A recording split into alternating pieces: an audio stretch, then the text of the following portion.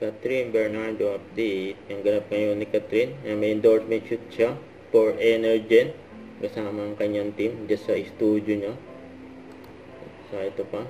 And for TNT Happy Anniversary Katropa. Abangan ang exciting surprise. And tapos ito yung IG story ni John Bill. Na napadaan siya dyan sa billboard ni Catherine sa EDSA Guadalupe. Ayan o, laki ng billboard. Abangan din si Catherine sa March 21 yan. Sa bench fashion show. Saka ito pa, Pilipinas Got Talent. Hindi ko basta-basta binibigay yung yes ko.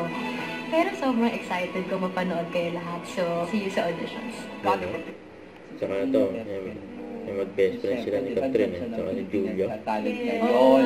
Montes. Tapos syempre, ang dami na rin nakakamiss ng tandem niyo at Mara and Clara.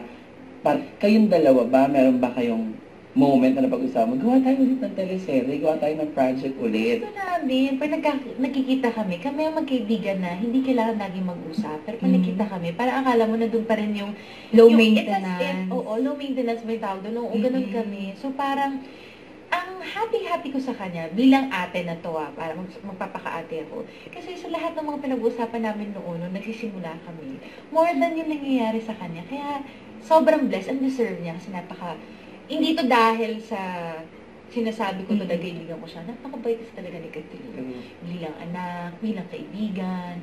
So, deserve niya lahat ng na nararating niya. Kaya siya naging superstar ngayon. Kasi siya yung dapat ehemplo rin sa iba na kahit nandun ka, yun pa rin yung personality niya. Yan ang hindi nakakalimot lagi na bumate pag nagkasalubong kayo.